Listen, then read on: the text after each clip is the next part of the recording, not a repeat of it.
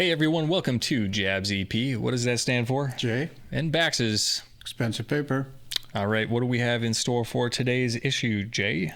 Today I'd like to talk about collecting goals. Collecting goals. Yes, sir. What are your goals, Jay?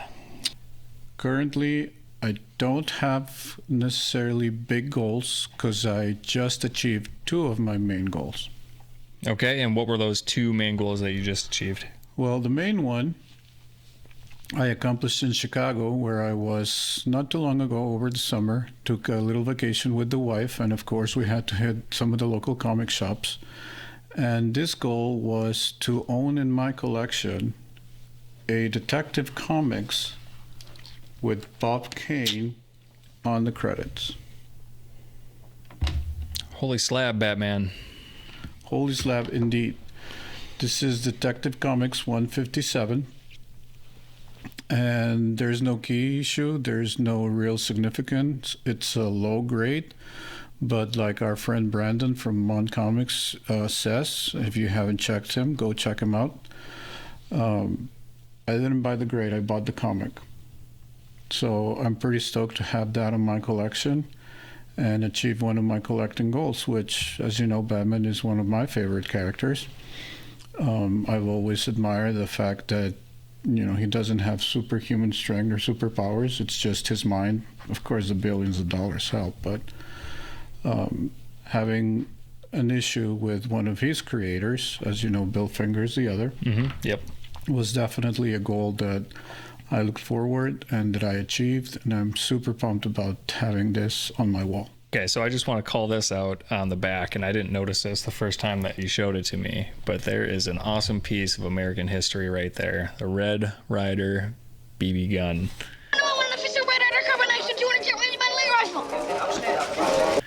You know, The Christmas Story is probably one of my favorite holiday movies, so that really is pretty cool. Not one of mine. I don't. Oh, Not my jam. My wife loves it, but come on, man. What don't you like I about watch it at least once a year because she watches it, so therefore I have to watch it by proxy. But it's not my jam.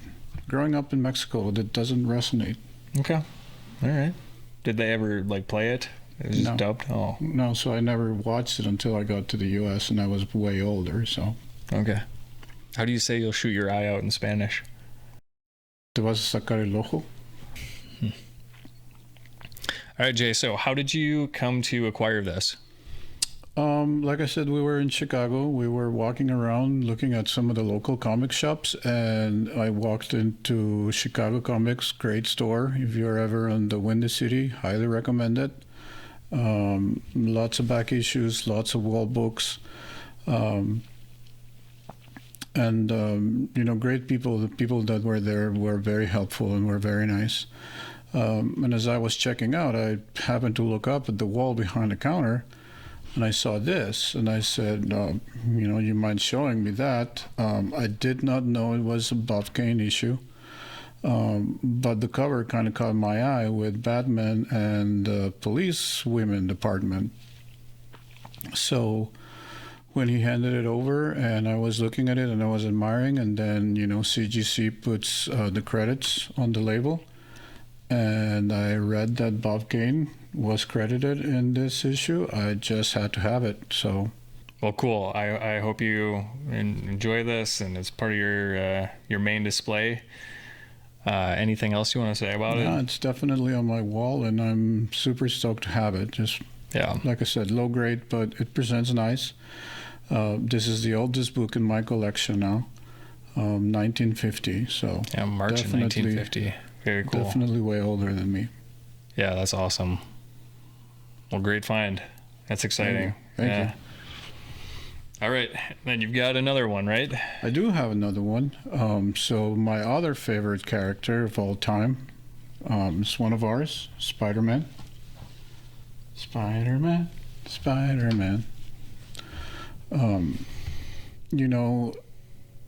His first issues are very hard to find and are not necessarily affordable.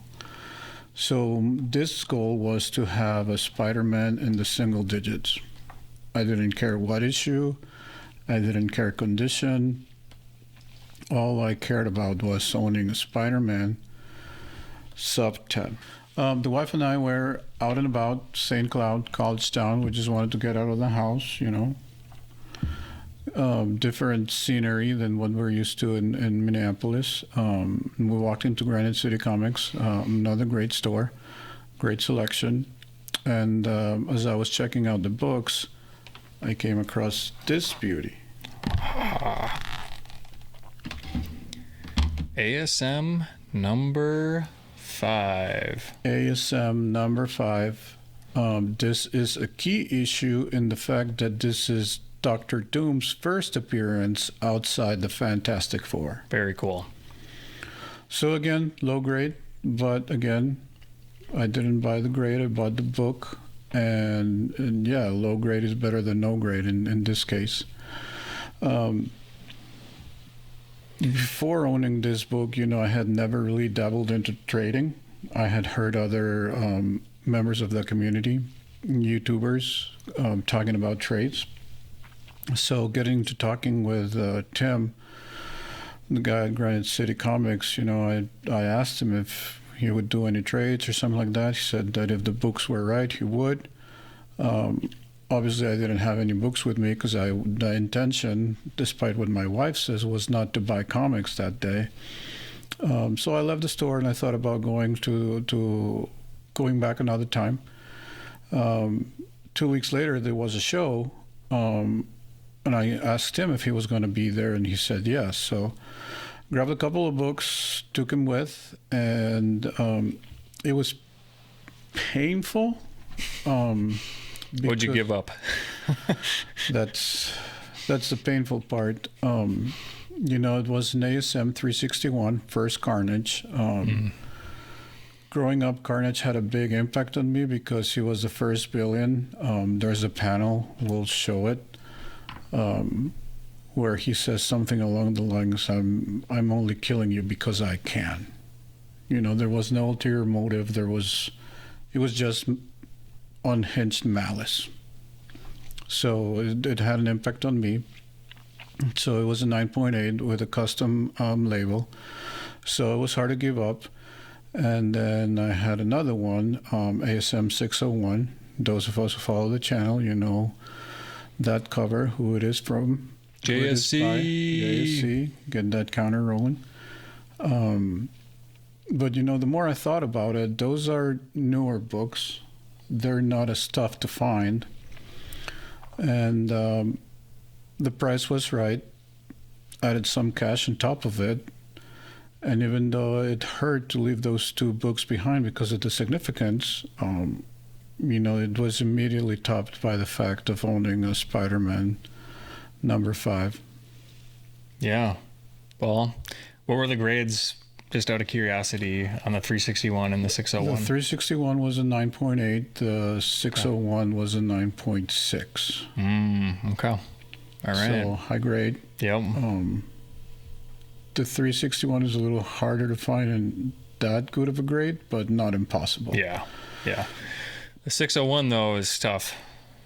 601 is tough. If you watch the first issues of our channel, you'll know that one of them, I got a 601 in the wild, sent to the JSC signing. And when Jeff from Comics Pass, shout out to him, great job. He does cleaning and pressing books. He saw a lot of things that we didn't catch when we bought that at that comic show. So tough to find high grade. You still find them graded, but they're in the 9s, the highest ones that I've seen out there. So, but again, not impossible. And I have the signed one that I actually got and sent out, so that has some sentimental value, if you will, for me. So I'm pretty stoked that, you know, I still have that book. A bit a lower grade, but it's signed. I got it. I had it sent to CGC for that, and so it made sense. As much as I was having an internal debate, it made sense to just trade them. Well, I think it was a good trade. I think it presents very well for a 1.8.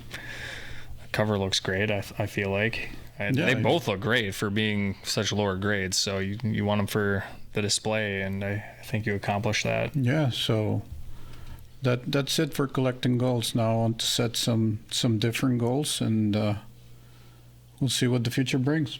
All right. Very cool. So in the comments below, tell us, what are your guys' collecting goals? We'd be really curious to know. Yeah. What do you think about the trade? Did I do good? Not so good? Would you have traded those issues? Have you made any trades that you're really proud of, and that you had also an internal debate about whether you should give some books up to get a different one? Let us know. We're really curious, and we love your feedback, and we just love to interact with you in the community. Absolutely. All right. Well, until next time, keep flipping those pages. We'll see you on the next issue. Take care.